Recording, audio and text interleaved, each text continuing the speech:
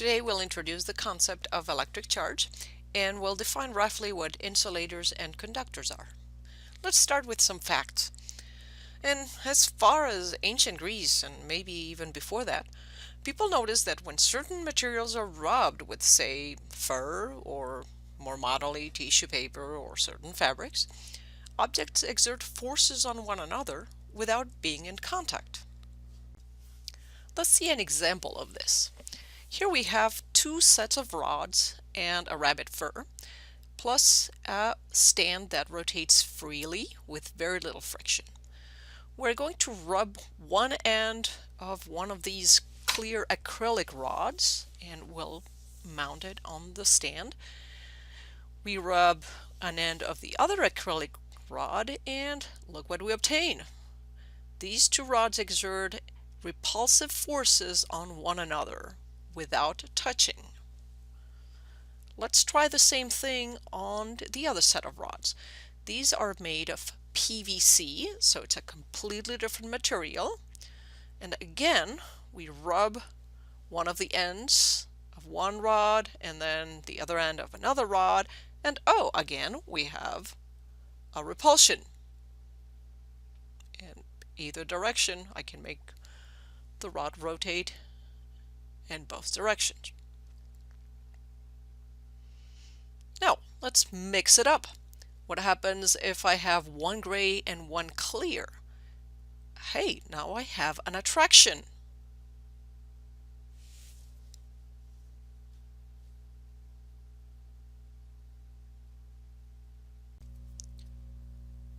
These forces are really non-negligible. And to illustrate that, we're going to attempt a giant version of the last experiment we showed you, the one with one acrylic rod and one PVC rod. So we're going to start by rubbing one end of a giant acrylic rod and mount it on this rotating stand. It's a little hard to balance. Then we'll rub one end of a PVC rod and let's see what happens.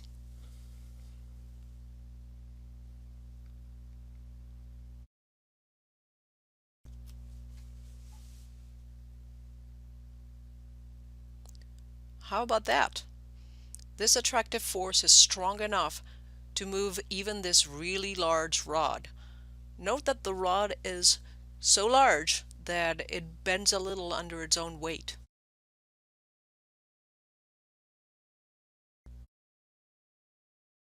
So, it looks like these repulsive or attractive forces depend on the materials we use. Let's go back to our two gray rods. Notice that the force between them depends on how far they are from one another. If the rods are far, the force is relatively small. If they are close to one another, the force is clearly larger.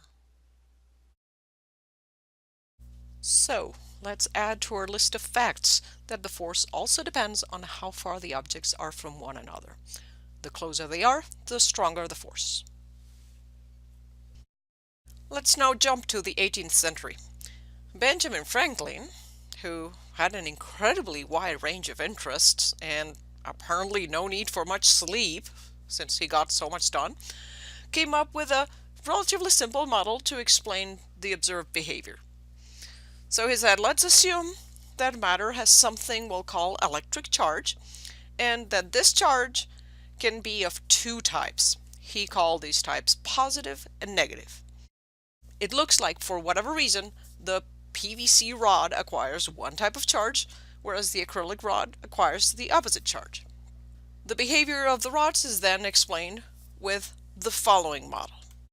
When two objects with an electric charge, like the rods, are brought close to one another, they will experience a repulsion if the objects have the same type of charge, so either positive positive or negative negative. They will experience an attraction if the objects have opposite charge, as it was the case for the gray versus acrylic rod. And we are going to require our force to get weaker as the distance between the charged objects increases. Notice that Franklin could have called the two charges Tim and Tom or black and white. We just need to have two options. He could have also decided to call positive what he chose as negative, and vice versa. I want to emphasize that at the time this was a perfectly arbitrary choice. We need some units to measure this new physical quantity. In the SI system, we're going to measure charge in coulombs. Let's now fast forward to the late 19th century, early 20th. By then, physicists had managed to understand that, and you probably know all this, matter is made of atoms, and that atoms are made of three particles: electrons, protons, and neutrons. Let's start with the boring ones. So, neutrons have no charge. I'm going to draw three of them. We are not really going to be interested in them in this class because they have no electric charge. Protons are a bit more interesting. It turns out that they have positive charge. So here's my protons. And why am I drawing them together with the neutrons? Well, protons and neutrons are together in the nuclei of the atoms, and in a solid, these nuclei, and therefore the protons, are more or less fixed in their positions. They are not moving around. And then finally we have electrons that have the same charge as the protons except with a negative charge, and they are, roughly speaking, moving around in some sort of cloud around the nucleus. Let me mention that this very naive representation is completely out of scale, but it will work for what we need right now. The electrons are the most movable part of this structure. Very often they are even allowed to move away from the nucleus and therefore away from their atom. This is relevant because we're going to be concerned with how charge moves within matter. Most of the time, the number of protons and electrons in objects is the same, and since protons and electrons have the same charge but opposite sign, objects are electrically neutral. So what happened when I rubbed the rods? As we just stated, some electrons are able to move around. Turns out that when you rub a rod with a fur, some of the surface electrons can jump from one object to the other. If the rod ends up gaining electrons from the fur, I have a negatively charged object. And it turns out that was the case with the PVC rod. If the rod ends up losing electrons to the fur, then I have a positively charged rod, and that was the case of the acrylic rod. Now, of course, there's another way of thinking about all this. We can think of this in terms of positive charge.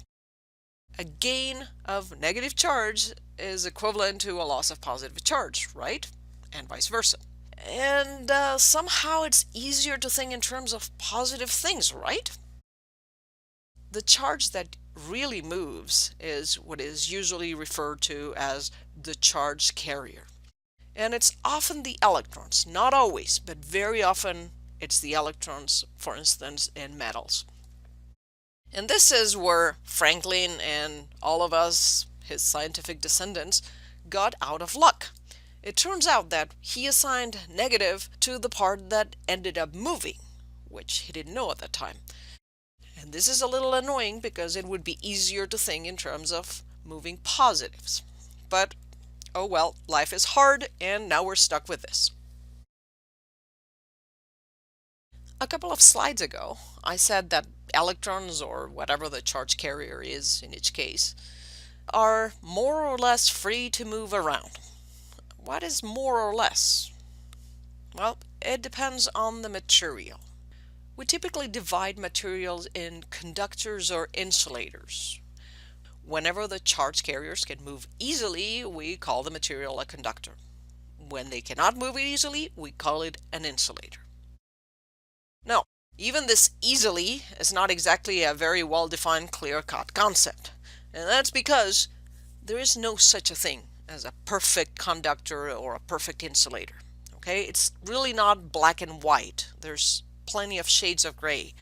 This is just an easy classification. But I'm going to give you a few examples of materials that are in these two extremes. Here's a few examples of good conductors. Definitely most metals and solutions of salt, like tap water. Examples of good insulators could include plastics, rubber, glass, wood, air, and pure water. This last one might be a little surprising because we're always told to never mix electricity and water, right? Well, that's because tap water is full of ions and is a conductor. This is why dipping your hair dryer in a bathtub is not a good idea, because your bathtub is never going to be full of pure water. Now it's your turn. Let's imagine that I have two identical balls of equal mass, and I'm going to use them to make two pendulums by suspending them from non-conducting wire. And then one ball is somehow given a charge Q, and the other is given a charge of the same type. So let's say their Q is positive, so they're both positive, but 3 times larger. So I'll write 3Q. Which of the following best represents the equilibrium position of this system? The answer is C, the symmetric one. In order to understand why, let's draw the free body diagram for each of the two balls. Here's my first ball with charge 3Q, and here's my second ball with charge Q. I'm being told that they are identical and have equal masses, so their weights are going to be identical.